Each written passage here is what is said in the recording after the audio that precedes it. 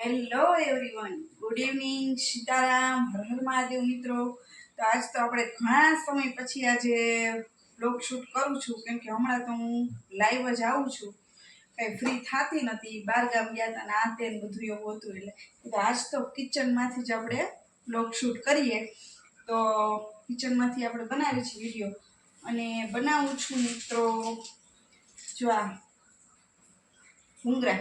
તો જોઈને આઈડિયા તો આવી જ ગયા હશે શું બને છે. તો બનાવવાના છે આપણે ભૂંગળા બટેટા.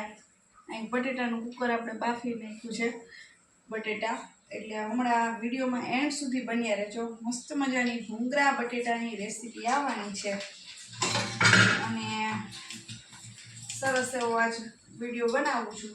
ઘણા સમય પછી આજ કિચનમાંથી બ્લોગ શૂટ કરું છું, એટલે તમે એન્ડ સુધી બન્યા રહેજો. આપણે ભૂંગળામાં નાખી દઈએ. રોજ રોજ શું બનાવું, રોજ ઉઠીને સાંજ પડે ને એક રસોઈનું ઝુપાડું શું બનાવું. આજ તો બનાવી છે ભૂંગળા બટેટા, ટેસ્ટી, ચટપટા, ફૂલ તીખા. ભૂંગળા બટેટા બનાવી છે, એટલે હમણાં બટેટાનો વઘાર કરું ત્યારે પાછા મળીએ. ત્યાં સુધીમાં આપણે ભૂંગળાને તળી લઈએ. અને ભૂંગળા લીધા છે મીડિયમ સાઇઝના, બહુ મોટા નથી લીધા, મીડિયમ લીધા છે ભૂંગળા.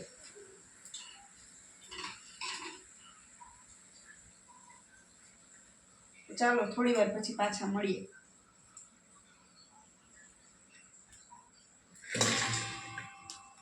તમે જોઈ શકો છો કે આટલા બધા આપણે ભૂંગળા તળી નાખ્યા છે. ખાવાના છે ખાલી 2 જ વ્યક્તિને, પણ ભૂંગળા બટેટા એટલે ભૂંગળા વધારે તળી નાખ્યા છે આપણે, કે પછી કામ આવે ને પડ્યા હોય ખાવા, તો કીધું તળી નાખીએ.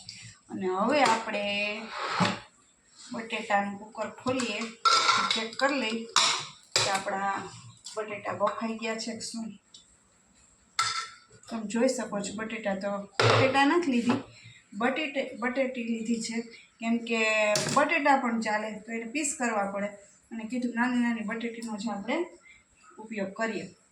તો હમણાં થોડી વાર પછી પાછી મળું છું બીજું.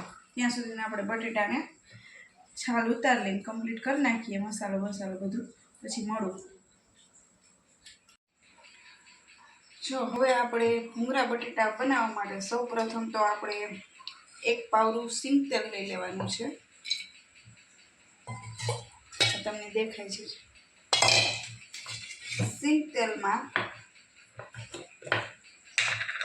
મીઠું એડ કરવાનું છે સ્વાદ અનુસાર, અને કાશ્મીરી મરચું, જે કલરવાળું મરચું છે, આ આપણે 3 ચમચી એડ કરી દીધું છે. અને હવે આ બધા બટેટાને આમાં મિક્સ કરી દેવાના છે. ઝીણી ઝીણી બટેટીનો ઉપયોગ કર્યો છે.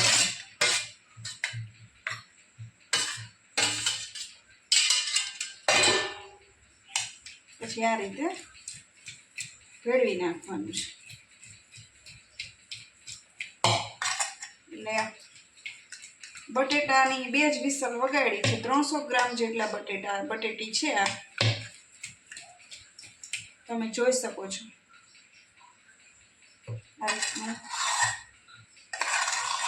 મેશ કરી દેવાનું બધું.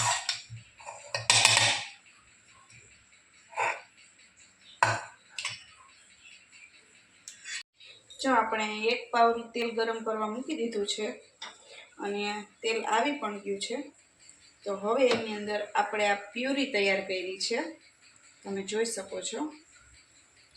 એ પ્યુરીમાં છે ડુંગળી ટમેટાની ગ્રેવી કરી લીધી છે, અને સૂકું મરચું પલાળી દીધું હતું. સૂકું મરચુંની પણ આપણે ક્રશ કરી લીધું છે. સૂકું મરચું છે અને કાશ્મીરી પાવડર છે. બસ આ રીતે આપણે ગ્રેવી તૈયાર કરી છે લસણની, અને લસણનો ઉપયોગ વધારે કરવાનો છે, એટલે આમાં લસણની ચટણી પણ એડ કરી છે. હવે આ ગ્રેવીને આપણે આ ગરમ તેલ આવી ગયું છે ફૂલ, એમાં આપણે આ ગ્રેવી એડ કરી દેવાની છે.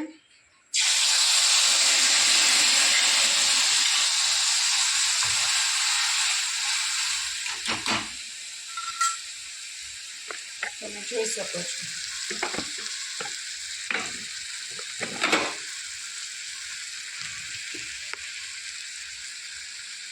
હવે એની અંદર આપણે સ્વાદ અનુસાર થોડુંક જ મીઠું નાખવાનું છે, કેમ કે બટેટામાં પણ આપણે મીઠું નાખ્યું, થોડુંક એવું મીઠું અને ધાણા જીરું પાવડર એડ કરી દઈ, થોડું કાશ્મીરી મરચું, એમ કે લસણિયા બટેટા જેટલા તીખા હોય એટલી જ ખાવાની ઓર મજા આવે છે, એટલે આપણે અને હળદર તો સહેજ એવી જ નાખવાની છે. તમે ગ્રેવી જોઈ શકો છો.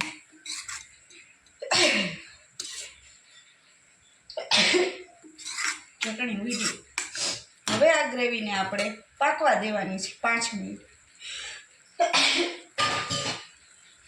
ગ્રેવીને પાકવા દઈએ.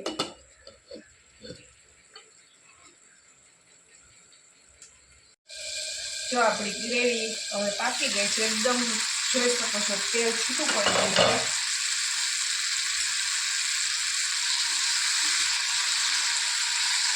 તેલ મસ્ત મજાનું ઉપર આવી ગયું,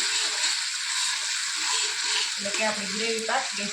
આમાં ડુંગળી ટમેટાની મેં ગ્રેવી કરી છે, પણ ઘણા ખાલી લસણની ચટણીની પણ ગ્રેવી કરતા હોય છે, પણ આનાથી ટેસ્ટ મસ્ત મજાનો આવે છે અને મારા ઘરમાં ભાવે છે બધાને, એટલે હું આ રીતની ગ્રેવી કરું છું, લસણની ચટણી અને ડુંગળી ટમેટા. પણ તમે